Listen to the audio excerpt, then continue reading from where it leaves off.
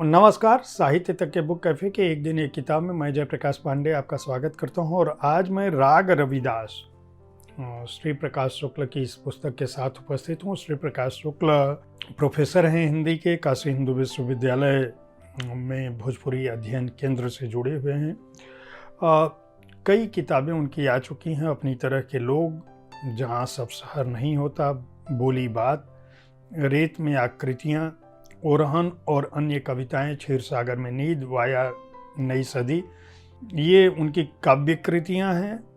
आलोचना साठोत्तरी हिंदी में कविता में लोक सौंदर्य और नामवर की धरती, हजारी प्रसाद द्विवेदी, ये आलोचना पुस्तकें आ चुकी हैं। कई पुरस्कार मिल चुके हैं। राग रविदास उनकी संत रविदास पर लिखी हुई पुस्तक है। खास बात यह है, इस पुस्तक की विशेषता यह है कि वे जब बनारस पहुंचते हैं तो निर्गुण धारा के इस प्रमुख संत के जीवन को देखने की कोशिश करते हैं। और वे केवल संत रविदास के जीवन को नहीं देखते, बल्कि उनके जीवन में भक्ति और उनका जो प्रकाश है ज्ञान का, और जो उनका संदेश है समरसता का, समता का, उसकी भी बात करते हैं। और इसी बहाने वो इस बात का भी उल्लेख करते हैं कि सगुण और निर्गुण ब्रह्म के जो उपासक हैं, जो भक्ति आंदोलन है, वह कितना विशद है और उसका मर्म क्या है। सिर गोवर्धन रविदास का जो भक्ति का लोकवृत्य है और रविदासिया धर्म जो है, इसकी भी इस पुस्तक के बहाने वह बात करते हैं। वे कहते हैं कि काशी में जहाँ उनका जन्म हुआ, और भले ही उनके जन्म को लेकर विवाद हो, लेकिन इस बात पर कोई विवाद नहीं हो सकता कि रविदास का जो संदेश है वह मानवता के कितने करीबी है, वह समता के कितने करीबी है, वह मानवीय एकता और स्वाधीनता के प्रति किस तरह से समर्पित है, और उनके इन संदेशों ने किस तरह से सामान्य जनता के बीच नव जागरण की बात की, किस तरह से उनकी दीक्षाओं से लोगों ने अपने को आगे बढ़ाने की कोशिश की। पूरी की पूरी एक पीढ़ी, न केवल वो पीढ़ी, उस समय की पीढ़ी, बल्कि आज तक का जो समय है, भले ही लोगों ने निर्गुण विचारधारा के इस संत को भगवान की तरह से मंदिरों में बिठा दिया, उन्हें पूजने लगे, लेकिन उनका जो जीवन मर्म है, उनका जो संदेश है, वह अपने आप में कितना महत्वपूर्ण था। इस किताब में श्री प्रकाश शुक्ल ने इस बात का उल्लेख किया है। साथ ही उन्होंने इस बात की भी कोशिश की है कि जो संत रविदास के धार्मिक संदेशों से इतर जो उनका कवि स्वरूप है, जो कवि रूप है, वह भी सामने आए। इसके अलावा रविदासिया धर्म क्या है, उसकी अवधारणा क्या है, उन्होंने इस बात को भी इसमें रखा है। भक्ति काल का जो लोकवृत्त है, उसमें किस तरह से संत कबीर से मुलाकात के बाद रविदास जो है वह न केवल सगुण से निर्गुण की तरफ आ जाते हैं, बल्कि लोक को अपने जीवन में किस तरह से महत्व देते हैं।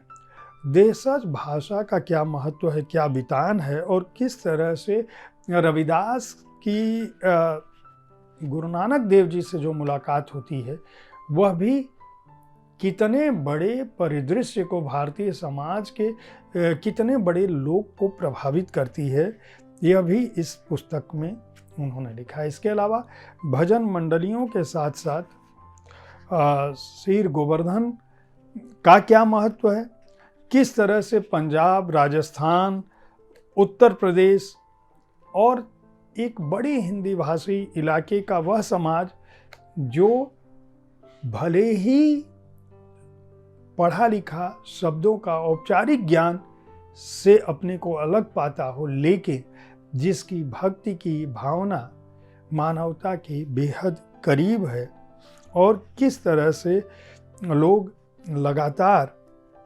संत रविदास के बताए हुए रास्ते पर उनके लिखे हुए पदों और भजनों को पढ़ते हुए आगे चल रहे हैं। यह पुस्तक समूचे संत रविदास के बहाने उनके पदों का, उन्हें लेकर जो मान्यताएं हैं उनका, उनसे जो मुलाकात हुई है उनका, और आधुनिक समय में, आज के समय में किस तरह से संत रविदास की बताए हुए संदेशों को मानने का प्रयास हो रहा है, उसे स्थापित करने का प्रयास हो रहा है, किस तरह से पंजाब से वह जुड़े और वहाँ के जनजीवन को किस तरह से उन्होंने आप्लावित किया, गुरु ग्रंथ साहिब में रैदास बानी को किस तरह से जगह दी गई, यह सब कुछ इस पुस्तक में उल्लिखित है। यहाँ पे संत रविदास की साखियाँ भी हैं, उनके पद भी हैं, और अलग से इस पुस्तक में दिया गया है उनकी बाणी जो भजन के रूप में, आरती के रूप में लगातार गाई जाती हैं। इसके अलावा एक खंड इसमें यात्राओं में रविदास है। श्री प्रकाश शुक्ल ने उनमें अपनी यात्राओं के बहाने उन जगहों को भी का भी उल्लेख किया है जो दूसरे ग्रंथों में 1604 में गुरु ग्रंथ साहिब में जिस तरह से वो अपनी उपस्थिति देते हैं। इसके अलावा भक्ति के लोकवृत्त में लगातार मेलों में उनकी उपस्थिति होती है। और श्री प्रकाश शुक्ल इस बात को भी स्थापित करने की कोशिश करते हैं कि सगुण और निर्गुण दोनों भक्तों के बीच ईश्वर की मौजूदगी है, लेकिन निर्गुण का जो ईश्वर है वह समानता के लिए महत्वपूर्ण है, जबकि सगुण का ईश्वर शासन के लिए महत्वपूर्ण है। और इसीलिए जब भी सगुण ईश्वर की बात होती है तो शासन सत्ता सामने आती है, लेकिन निर्गुण का जो ईश्वर है वह समानता के प्रति समर्पित होता है। और डेरा सच्चा खंड बल्ला जालंधर के अनुसार जो रविदास जी की जयंती है, 643वीं जयंती जो है अभी मनाई गई थी, वो कहते हैं कि धूल में फूल की तरह खिले हैं रविदास। एक कविता भी उनकी है जो समर्पित है इस गुरु के नाम पर। यह पुस्तक वाग्देवी प्रकाशन ने प्रकाशित किया है। मूल्य 199 रुपये है। पृष्ठ संख्या है 150। संत रविदास को समझने के लिए यह पुस्तक बेहद महत्वपूर्ण पुस्तक है। यह हिंदी के साहित्य सेवियों के लिए, भक्ति काल के आंदोलन को समझने के लिए, इसके अलावा संत रविदास में भारत के समता, समानता, बंधुत्व, एकता को समझने वालों के लिए भी, किस तरह से भक्ति आंदोलन ने उसकी पीठिका रखी, इसको समझने के लिए भी महत्वपूर्ण पुस्तक है।